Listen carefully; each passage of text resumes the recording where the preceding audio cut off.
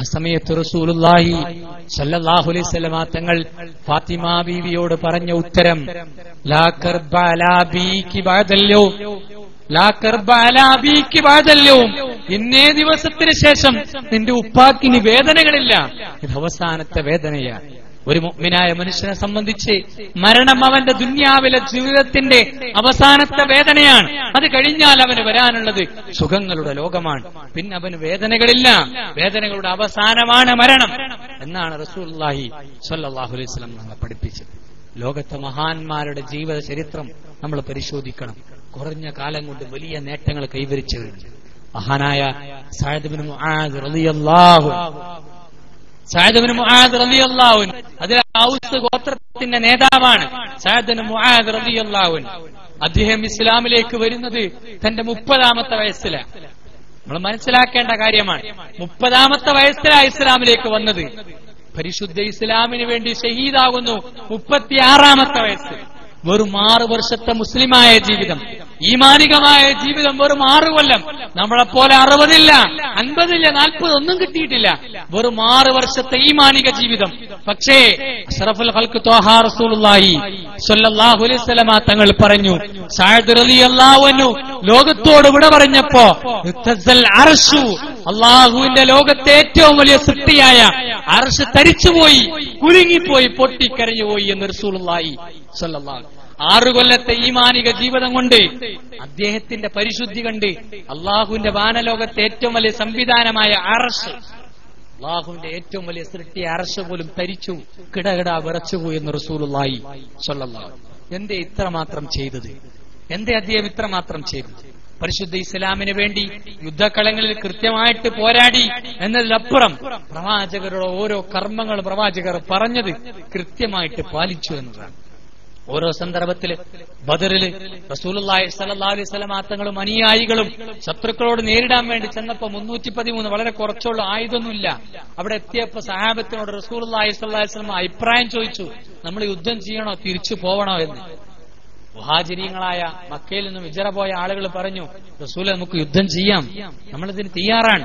പക്ഷേ അൻസാറുകൾ, മദീനക്കാർ മറുപടി പറയണില്ല.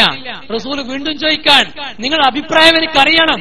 ആരും മിണ്ടണില്ല, പറയണില്ല. കാരണം യുദ്ധത്തിനാണെങ്കിൽ നേരത്തെ പറഞ്ഞിക്കാണെ വാളെടുത്ത് വരായിരുന്നു. ഇതാണ് എല്ലാവരുടെ മനസ്സിൽ.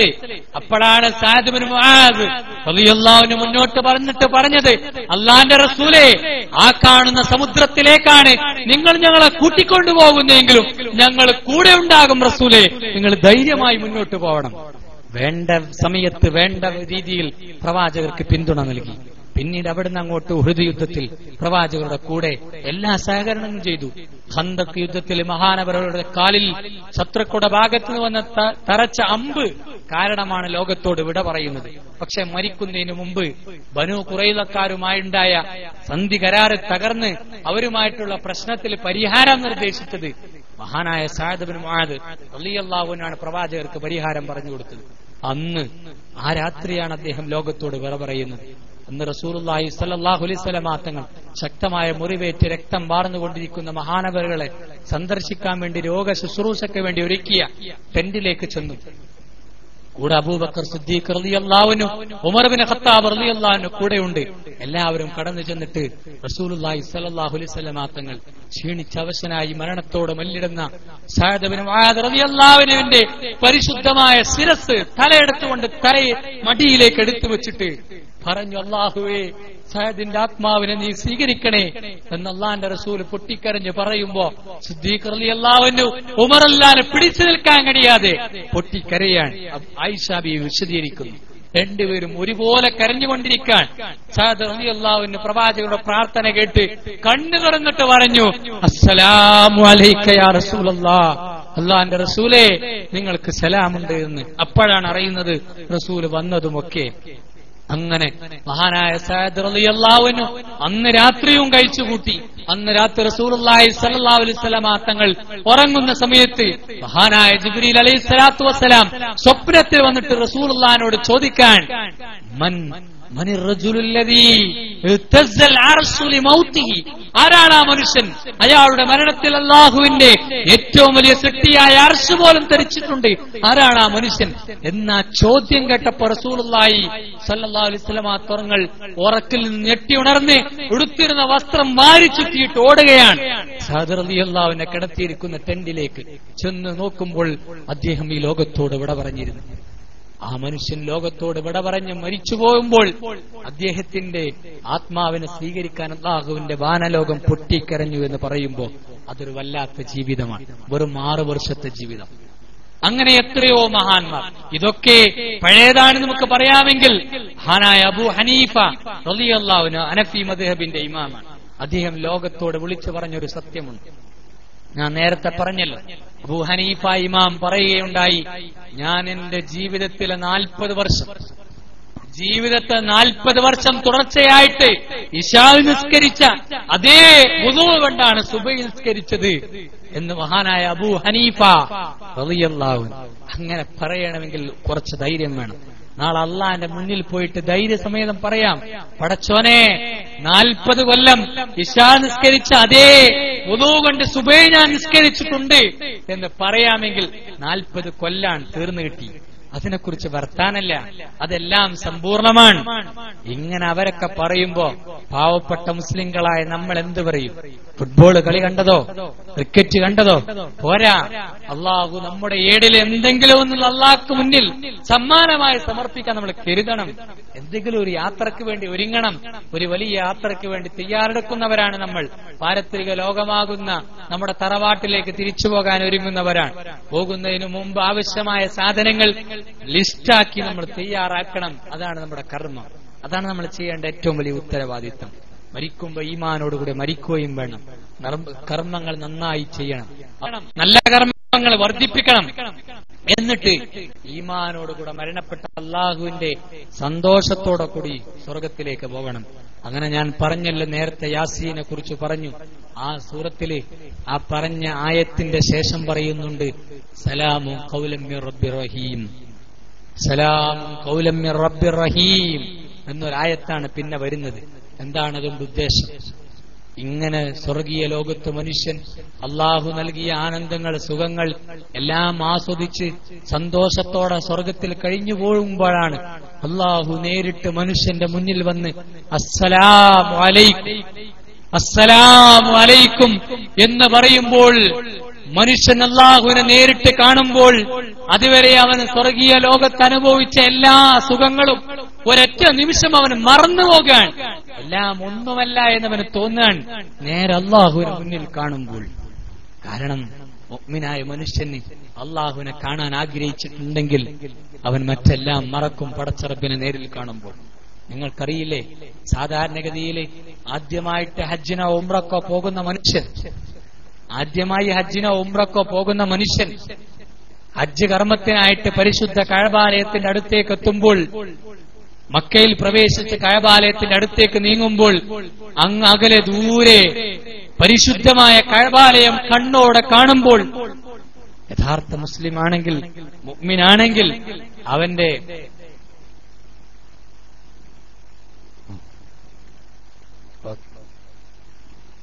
ഒരു മുഅ്മിനായ മനുഷ്യനാണെങ്കിൽ സംശയിക്കേണ്ട ആവശ്യമില്ല, ഒരു സംശയത്തിന്റെ ആവശ്യമില്ല. പരിശുദ്ധ കഅബാലയം നേരിൽ കാണുമ്പോൾ അവന്റെ കണ്ണിൽ നിന്നും കണ്ണുനീര് വരും. കാരണം ഈ ലോകത്ത് ഞാൻ ഇത്രയും കാലം ആരാധിച്ച, തിരിഞ്ഞു നിന്ന് ആരാധിച്ച, അതിലപ്പുറം അതിനൊരു പ്രസക്തിയേ ഇല്ല. എന്നിട്ട് പോലും ആ പരിശുദ്ധ കഅബാലയം, അള്ളാഹുവിന്റെ പരിശുദ്ധ ലോകത്തെ, അള്ളാഹുവിന്റെ പരിശുദ്ധ ദീനിന്റെ ഏറ്റവും വലിയ സ്തംഭങ്ങളിൽ ഒന്ന് നേരിൽ കാണുമ്പോൾ സന്തോഷമാണ്. അതിലപ്പുറമാണ് നമ്മളൊക്കെ നേരെ അള്ളാഹുവിന് വേണ്ടി ആരാധിച്ചിട്ട് ആ അള്ളാഹുവിനെ നേരിൽ കാണുമ്പോൾ ഉണ്ടാകുന്നത്. അള്ളാഹു തൗഫീക്ക് നൽകുമാറാവട്ടെ, എന്നും കാണാനുള്ള തൗഫീക്ക് നൽകുമാറാവട്ടെ. ഞാൻ അവസാനിപ്പിക്കാൻ, അവസാനമായി പറയാനുള്ള, നമ്മളൊരു വലിയ സുഹൃത്ത് ബന്ധത്തിലാണ്, പരിശുദ്ധ മുഅ്മിനീങ്ങൾ എന്ന ആത്മീയ ബന്ധത്തിലാണ് നമ്മളെല്ലാവരും ഉള്ളത്. നിങ്ങൾക്ക് എല്ലാവർക്കും ഞാൻ പറഞ്ഞത് എന്തൊക്കെ മനസ്സിലായി എന്ന് എനിക്കറിയില്ല, മടുത്തോ എന്നും അറിയില്ല. പ്രശ്നമുണ്ടോ? എന്തായാലും ഞാൻ നിർത്തുകയാണ്. 5 മിനിറ്റ് കൊണ്ട് അവസാനിപ്പിക്കാൻ പോവാ. അവസാനമായി പറയാനുള്ളത് നമ്മളൊക്കെ ഈമാനികമായ സുഹൃത്തുക്കൾ, ഈ സുഹൃത്ത് ബന്ധം നാളെ പാരത്രിക ലോകം വരെ നിലനിർത്തണം. പ്രവാചകർ സല്ലല്ലാഹു അലൈഹി വസല്ലം തങ്ങളെ നമ്മൾ സ്നേഹിക്കണം. പരിശുദ്ധ ലോകത്ത് അള്ളാഹുവിനെ ഇഷ്ടപ്പെടണം, പരിശുദ്ധ മതത്തെ ഇഷ്ടപ്പെടണം. നമ്മൾ അള്ളാഹുവിന് വേണ്ടി പടക്കപ്പെട്ടവരാണ്. അള്ളാഹുവാണ് ഈ ലോകത്തിന്റെ എല്ലാം നമ്മൾ തിരിച്ചറിയണം, പഠിക്കണം, മനസ്സിലാക്കണം. ചിന്തിക്കാത്തത് കൊണ്ടാണ് ഈ ലോകം ശരിക്കും തുടങ്ങിയതെന്ന അലസ്തു ബി റബ്ബിക്കും പരിശുദ്ധ ഖുർആൻ പറഞ്ഞതാണ്. അള്ളാഹു ആലമുൽ അർവാഹ് എന്ന റൂഹുകളുടെ ലോകത്ത് നമ്മളെല്ലാവരും ഒരുമിച്ച് കൂട്ടിയിട്ട് ചോദിച്ചു, ഞാൻ നിങ്ങളെ പടച്ചവനല്ലേ, അള്ളാഹു അല്ലേ എന്ന് ചോദിച്ചപ്പോ നമ്മളൊക്കെ പറഞ്ഞു ബല, അതെ. അള്ളാഹുവിനെ നമ്മളൊക്കെ അംഗീകരിച്ചപ്പോഴാണ് ഈ ലോകത്തേക്ക് നമ്മളെ പറഞ്ഞയച്ച് നമ്മളെയൊക്കെ സൃഷ്ടിച്ച് നമ്മളാക്കിയത്. ഈ ലോകം, ഈ പ്രപഞ്ചം അവസാനിക്കുന്നത് മനുഷ്യൻ അള്ളാഹുവിനെ ധിക്കരിക്കുമ്പോഴാണ്. കാരണം പരിശുദ്ധ ഹദീസിലൂടെ പഠിപ്പിച്ചു, ലാ യഖൂമു സഅതു ഹത്താ ലാ യുഖാല ഫിൽ അർളി അല്ലാ അല്ലാ. ഭൂമി ലോകത്ത് അല്ലാ എന്ന് പറയാൻ ഒരു മനുഷ്യനുമില്ലാത്ത കാലത്താണ് ഖിയാമത്ത് നാൾ സംഭവിക്കുക എന്ന്. അള്ളാഹുവിനെ സ്മരിക്കാൻ ഒരാളില്ലാത്തുമ്പോൾ ഈ ലോകത്തിന്റെ ആവശ്യമില്ല. ഈ പ്രപഞ്ചം തുടങ്ങിയത് അള്ളാഹുവിൽ, ഈ പ്രപഞ്ചം അവസാനിക്കുന്നതിൽ അള്ളാഹുവിൽ, മനുഷ്യന്റെ തുടക്കം അള്ളാഹുവിലാണ്.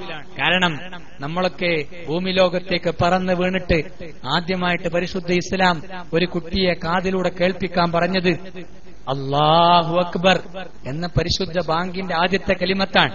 അതിൽ ആദ്യത്തെ വാക്ക് അല്ലാഹ് എന്നാണ്. ഒരു കുട്ടി ആദ്യമായി കേൾക്കേണ്ടത് അള്ളാഹുവിനെയാണ്. മരിച്ചു പോകുന്ന മനുഷ്യൻ അവസാനമായിട്ട് പറയേണ്ടത് എന്താ? ലാ ഇലാഹ ഇല്ലല്ലാഹ്.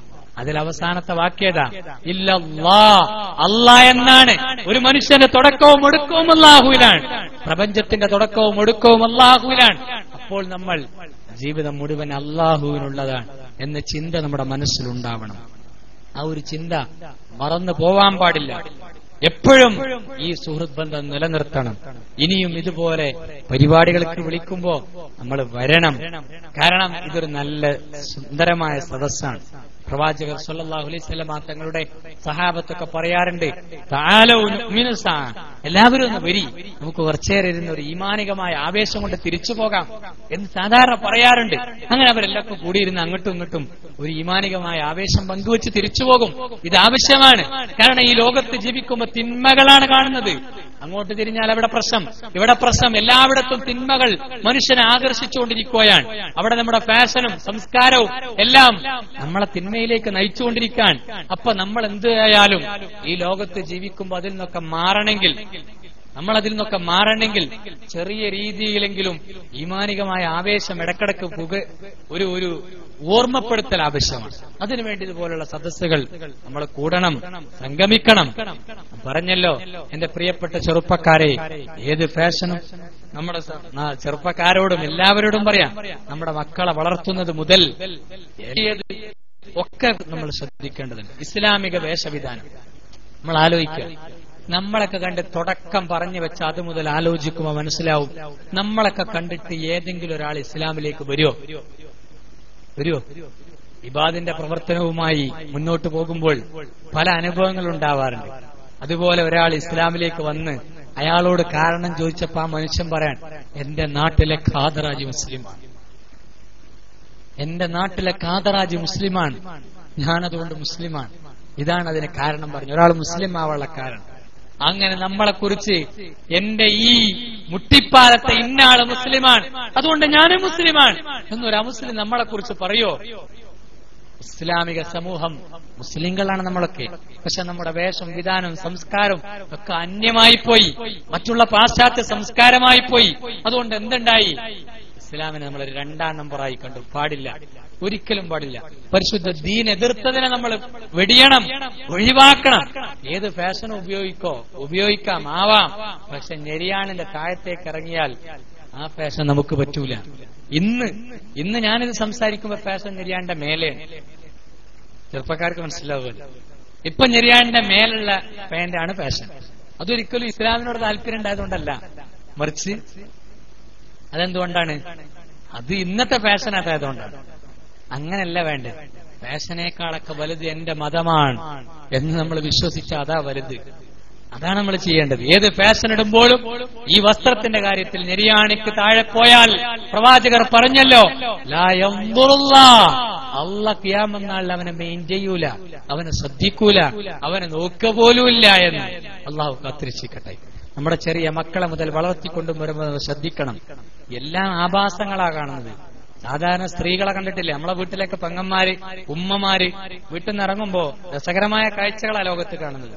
ഒരു പ്രായമായ ആളും ഒരു ചെറുപ്പക്കാരി ഒന്നിച്ചു പോകാന്ന് സങ്കല്പിക്കുക. ഒരു 50 വയസ്സായ ഉമ്മയും ഉമ്മയുടെ മരുമകളും കൂടെയുണ്ട്, 20-25 ഉള്ള, അല്ലെങ്കിൽ ആര് മകളുണ്ട് എന്ന് വിചാരിക്കുക. ഉമ്മ മിക്കവാറും പർദ്ദയൊക്കെ ഇട്ടിട്ടുണ്ടാവും. ചില ഉമ്മമാര് ഹിജാബ് ഇട്ടിട്ടുണ്ടാവും. 50-50 ആറിന്റെ അപ്പുറം കഴിഞ്ഞവരാണ്. പക്ഷെ കൂടെയുള്ള ആള് മിക്കവാറും കൊതുക് വലയോ അതല്ലെങ്കിൽ നല്ല ബനിയൻ ക്ലോത്തോ ഒക്കെ ആയിരിക്കും. നമ്മളെ വീട്ടിൽ നിന്ന് പോകുമ്പോ നോക്കിയാൽ മതി. എല്ലാരും വീട്ടിൽ നിന്ന് ഇറങ്ങി പോകുമ്പോ അങ്ങനെയാണോ അല്ലേ ഒന്ന് ശ്രദ്ധിച്ചാൽ മതി. നമ്മൾ ആഭാസല്ലേ ചെയ്യണത്, വിരോധാഭാസല്ലേ കാണിക്കുന്നത്. ഈ 50 വയസ്സായ ആള്, അതിനപ്പുറമായ ആള് മുഖം മൂടിയാലും ഇല്ലെങ്കിലും ലോകം നോക്കാൻ പോകുന്നുണ്ടോ? അവരൊക്കെ അതിന്റെ പ്രായം കഴിഞ്ഞിട്ടുണ്ട്. മറിച്ചൊരു ചെറുപ്പക്കാരൻ സാധാരണ നോക്കാനുള്ള കൂടെയുള്ള ആ ചെറുപ്പക്കാരിയല്ലേ, അവരത് ധരിച്ച് മറ്റാൾ എന്തിട്ടാലും കുഴപ്പമില്ലായിരുന്നു. തിരിച്ചാ ചെയ്യുന്നത്. ഞാനതിനൊരു അർത്ഥം മനസ്സിലാക്കുന്നു. ഈ 50 വയസ്സിനപ്പുറം പോയ ഉമ്മ ഈ ഹിജാബ് ധരിക്കണമെങ്കിൽ അതിന്റെ അർത്ഥം അതാണ്. എന്താ അതിന്റെ അർത്ഥം? ഈ ചെറുപ്പക്കാരി മാത്രം ആവുമ്പോ ഇത് ധരിക്കും. അതിന്റെ അർത്ഥം എന്താണ്? എന്റെ ചെറുപ്പപ്രായത്തിൽ നല്ല സൗന്ദര്യം ഉണ്ടായിരുന്നു, അത് നിങ്ങളൊക്കെ കണ്ടതാണ്. എന്റെ ഈ കോലം കെട്ട ചുളിഞ്ഞത് ആരും കാണണ്ടാവും. അതാണോ അതിന്റെ ഉദ്ദേശം? തെറ്റിദ്ധരിക്കുകയാണ്. ചെറുപ്പത്തിലിടാതെ ഈ വലിപ്പം വലുതായി ഇതിന്റെ പ്രായകാലത്ത് വാർദ്ധക്യത്തിൽ ധരിക്കുന്നതിന്റെ ഉദ്ദേശം അതാണല്ലാതെ എന്താ പിന്നെ പറയാം? അതാണ് ഞാൻ നേരത്തെ പറഞ്ഞത്. ആ പഴുത്ത ഇല വീണു പോകുമ്പോൾ പച്ച ഇല ചിരിക്കണ്ട, പച്ച ഇലയും ചുക്കി ചുളിയും. നമ്മളൊക്കെ വയസ്സന്മാരാവും, ചെറുപ്പക്കാര് നമ്മളൊക്കെ, ഞാനടക്കം നമ്മളൊക്കെ ചുളിഞ്ഞു പോവും. ശരീരത്തിൽ കാണാൻ ഒരു ചുറുക്കും ഉണ്ടാവില്ല, രോമങ്ങളൊക്കെ കുഴിഞ്ഞുപോയി. ശരീരത്തിലെ ഓരോ അവയവങ്ങളുടെയും തൊലിയൊക്കെ ഇങ്ങനെ ചുളിഞ്ഞിങ്ങനെ ചുരുണ്ട് നിൽക്കും. ഒരു രസം ഉണ്ടാവില്ല. അപ്പൊ കീറത്തുണിയായാലും കുഴപ്പമുണ്ടാവില്ല, ഫാഷനൊന്നും വേണ്ടിയില്ല. അള്ളാഹു കാത്തിരക്ഷിക്കട്ടെ. ചെറുപ്പകാലത്തിന് അള്ളാന്റെ മാർഗത്തിൽ ജീവിച്ച മനുഷ്യൻ അർശിന്റെ തണലാണെന്ന് റസൂലുള്ളാഹി സ്വല്ലല്ലാഹു. അങ്ങനെ സ്വർഗത്തിൽ നമ്മൾ ഒരുമിച്ച് കൂടണം. ഒപ്പം ഈ സൗഹൃദ ബന്ധത്തിൽ നിന്ന് ഒരാളെ പോലും സ്വർഗത്തിൽ വിട്ടുപോകാൻ പാടില്ല. ഒരാള് വിട്ടുപോകാൻ പാടില്ല. ഇന്നിവിടെ ഒരുമിച്ച് കൂടി എല്ലാവരും സ്വർഗത്തിലുണ്ടാവണം. അള്ളാഹു തൗഫീഖ് നൽകുമാറാവട്ടെ. റസൂലുള്ളാഹി സ്വല്ലല്ലാഹു അലൈഹി വസല്ലം തങ്ങളുടെ ഹദീസ്, അക്സിറു മിനൽ അഖില്ല, പ്രവാചകർ പറഞ്ഞതാണ്, നിങ്ങൾ സുഹൃത്തുക്കളെ വർദ്ധിപ്പിക്കുക. ധാരാളം സുഹൃത്തുക്കളെ, ഈമാനികമായ സുഹൃത്തുക്കളെ ധാരാളം നിങ്ങൾ ഉണ്ടാക്കുക. എന്തിനാണെന്നറിയോ? നാളെ പാരത്രിക ലോകത്ത് ചെല്ലുമ്പോ സുഹൃത്തുക്കൾ സ്വർഗത്തിലേക്ക് പ്രവേശിക്കപ്പെട്ടാൽ അവിടെ തന്റെ ആത്മാർത്ഥ സുഹൃത്തുക്കളെ കാണാനില്ലെങ്കിൽ അള്ളാഹു ചോദിക്കുമെന്നാണ്, നിനക്കാരെങ്കിലും സ്വർഗത്തിലേക്ക് കൊണ്ടുവരാനുണ്ടെങ്കിൽ കൊണ്ടുവന്നോളൂ എന്ന് സുഹൃത്തുക്കൾക്ക് അവസരം കൊടുക്കുന്ന ഒരു സമയമുണ്ടെന്ന് റസൂലുള്ളാഹി. അന്ന് നമ്മുടെ ഈ കൂടിയ സദസ്സിൽ നിന്ന് നമ്മളൊക്കെ ഈമാനികമായി ഒരുമിച്ച് കൂടിയവരാണ്. ഒരാൾ ആരെങ്കിലും കാണാനില്ലെങ്കിൽ അവനെ വിളിച്ചു കൊണ്ടുവരണം. ഈ ബന്ധം നമ്മൾ നിലനിർത്തണം, നഷ്ടപ്പെടാൻ പാടില്ല. അതിലൂടെ സ്വർഗത്തിലില്ലാത്ത ഒരാൾ തെരഞ്ഞുപിടിച്ചു കൊണ്ടുവരണം. ഈ ഹദീസ് പഠിപ്പിച്ചിട്ട് മഹാനായ ഇബ്നുൽ ഖയ്യിം റഹ്മത്തുള്ളാഹി അലൈഹി പറയുകയുണ്ടായി. വലിയ സൂഫിവര്യനാണ്. പക്ഷേ അദ്ദേഹം ലോകത്തോട് പറയാൻ, ഈ ഹദീസ് പറഞ്ഞതിന് ശേഷം, എന്റെ പ്രിയപ്പെട്ട സുഹൃത്തുക്കളെ, ഞാൻ നിങ്ങൾക്ക് ഈ ഹദീസ് പറഞ്ഞെന്നില്ലേ, നാളെ നിങ്ങളൊക്കെ സ്വർഗത്ത് പോകുമ്പോ ഈ പാവപ്പെട്ട ഇബ്നുൽ ഖയ്യിം അവിടെ ഉണ്ടോ എന്ന് നിങ്ങളൊന്ന് നോക്കണം. എന്നെ അവിടെ കണ്ടില്ലെങ്കിൽ നിങ്ങൾ പടച്ചോനോടൊന്ന് പറയണം, ഞങ്ങൾ ദുന്യാവിൽ വെച്ച് ഞങ്ങളൊരു സുഹൃത്തുണ്ടായിരുന്നു ഇബ്നുൽ ഖയ്യിം, പടച്ചോനെ അയാൾ അവിടെ കാണാനില്ല, അയാളെ ഞങ്ങൾ സ്വർഗത്തിലേക്ക് കൊണ്ടുവരട്ടെ എന്ന് നിങ്ങളൊന്ന് പറയണമെന്ന് അദ്ദേഹം വിനയത്തോടെ നമ്മളോട് പറയാം. നമ്മൾ ഓരോരുത്തരും ആ സൗഹൃദ ബന്ധത്തിൽ കണ്ണികളാവുക, പരിശുദ്ധ മുഅ്മിനീങ്ങൾ സുഹൃത്തുക്കളാവുക. ഒരാളെയും അവിടെ കാണാതിരിക്കാത്ത എത്തിപ്പെട്ട ആളുകളുടെ കൂട്ടത്തിൽ നമ്മളെ ഉൾപ്പെടുത്തുമാറാവട്ടെ. ഈമാനികമായ ആവേശത്തോടുകൂടി പരിശുദ്ധ ഇസ്ലാമിനെ ഉൾക്കൊള്ളുവാനും ജീവിതത്തിൽ ഈമാനികമായ ആവേശം നിറക്കുവാനും തൗഫീഖ് നൽകുമാറാവട്ടെ. പരിപൂർണ മുഅ്മിനായി ജീവിക്കാൻ അല്ലാഹു നമുക്ക് ഭാഗ്യം നൽകുമാറാവട്ടെ. ജീവിതത്തിൽ ചെയ്തുപോയ എല്ലാ ചെറുതും വലുതുമായ ദോഷങ്ങൾ അല്ലാഹു പുറത്തു തരുമാറാവട്ടെ. മരിക്കുന്ന സമയത്ത് പരിപൂർണ ഈമാനോടുകൂടെ മരിക്കുന്ന സജ്ജനങ്ങളിൽ അല്ലാഹു നമ്മളെ ഉൾപ്പെടുത്തുമാറാവട്ടെ. തിന്മകൾ, വ്യഭിചാരവും കള്ളുകുടിയും വേണ്ടാധീനങ്ങളും ചെയ്യുന്ന അവസരത്തിൽ മരിക്കുന്ന ഗതികേട് പടച്ച റബ്ബ് നമ്മളെ കാത്തുരക്ഷിക്കുമാറാവട്ടെ. ലോകം അവൻ കള്ളുകുടിയനായി മരിച്ചു എന്ന് പറയുന്ന ഗതികേട് നമുക്കോ നമ്മുടെ മക്കൾക്കോ വരുത്തരുത്. അള്ളാഹു കാത്തുരക്ഷിക്കുമാറാവട്ടെ. നമ്മളെ മക്കളെക്കുറിച്ച് മരണശേഷവും ലോകം അവൻ കള്ളുകുടിയനായിരുന്നു എന്ന് പറയുമ്പോൾ കേൾക്കുമ്പോൾ ഉപ്പാന്റെ സഹിക്കാൻ വയ്യാത്ത അവസ്ഥ. അള്ളാഹു നമ്മുടെ മക്കളെ സ്വാലിഹീങ്ങളാക്കുമാറാവട്ടെ. നമ്മുടെ മക്കൾക്ക് നല്ല ബുദ്ധി നൽകുമാറാവട്ടെ. തിന്മയുടെ ലോകത്ത് ജീവിക്കുന്ന പുതിയ യുഗത്തിൽ നമ്മുടെ മക്കൾ നല്ലവരായി ജീവിക്കാൻ അള്ളാഹു അവർക്ക് ഭാഗ്യം നൽകുമാറാവട്ടെ. മരണശേഷവും നമുക്ക് ഉപകാരപ്പെടുന്ന സന്താനങ്ങളാക്കട്ടെ. മരിച്ചതിന് ശേഷവും അവരെ നമ്മൾ ഉപകാരപ്പെടുന്ന, നമ്മോട് സലാം പറയുന്ന, പ്രാർത്ഥിക്കുന്ന സ്വാലിഹീങ്ങളായ സന്താനങ്ങളിൽ നമ്മുടെ മക്കൾ അള്ളാഹു ഉൾപ്പെടുത്തുമാറാവട്ടെ. അള്ളാഹു നമ്മിൽ നിന്ന് മരണപ്പെട്ടുപോയ പ്രിയപ്പെട്ട മാതാപിതാക്കള്, നമ്മുടെ ഉമ്മമാര്, അവരോട് കൂടെ നാളെ സ്വർഗീയ ലോകത്ത് ഒരുമിച്ച് കൂട്ടി അനുഗ്രഹിക്കുമാറാവട്ടെ. സ്വർഗത്തിൽ മരണപ്പെട്ടുപോയ നമ്മുടെ ഉറ്റവരോടുകൂടെ ഒരുമിച്ച് കൂടാനുള്ള തൗഫീഖ് നൽകുമാറാവട്ടെ. അള്ളാഹു നാം ഏവരെയും അവന് ഇഷ്ടപ്പെട്ട ആളുകളുടെ കൂട്ടത്തിൽ ഉൾപ്പെടുത്തുമാറാവട്ടെ. എല്ലാവരുടെയും മാനസികവും ശാരീരികവുമായ പ്രയാസങ്ങൾ അള്ളാഹു മാറ്റിത്തരുമാറാവട്ടെ. ജീവിതത്തിൽ സന്തോഷം പ്രദാനം ചെയ്യുമാറാവട്ടെ. ബുദ്ധി ഉപയോഗിച്ച് പഠിക്കുവാനും കാര്യങ്ങൾ മനസ്സിലാക്കുവാനും ചിന്തിക്കുവാനും അങ്ങനെ പരിശുദ്ധ ദീനിനെ ഉൾക്കൊള്ളുവാനും അള്ളാഹു തൗഫീഖ് നൽകട്ടെ. ആമീൻ യാ റബ്ബൽ ആലമീൻ എന്ന് മാത്രം പ്രാർത്ഥിച്ചുകൊണ്ട് നിങ്ങളെല്ലാവരും പ്രാർത്ഥനയിൽ എന്നെയും കുടുംബത്തെയും ഉൾപ്പെടുത്തണം എന്ന് പ്രത്യേകം വസിയത്ത് ചെയ്തുകൊണ്ട് ഞാൻ പറഞ്ഞതിൽ ആർക്കെങ്കിലും എന്തെങ്കിലും ഏറെ തോന്നിയിട്ടുണ്ടെങ്കിൽ അതൊന്നും മനസ്സിൽ വെക്കാതെ പറഞ്ഞത് നമ്മളെല്ലാവരും നന്മയ്ക്ക് വേണ്ടിയാണ് എന്ന് മാത്രം ചിന്തിച്ച് ഏതെങ്കിലും വാക്കുകൾ ഓവറായിട്ട് ഉപയോഗിച്ചിട്ടുണ്ടെങ്കിൽ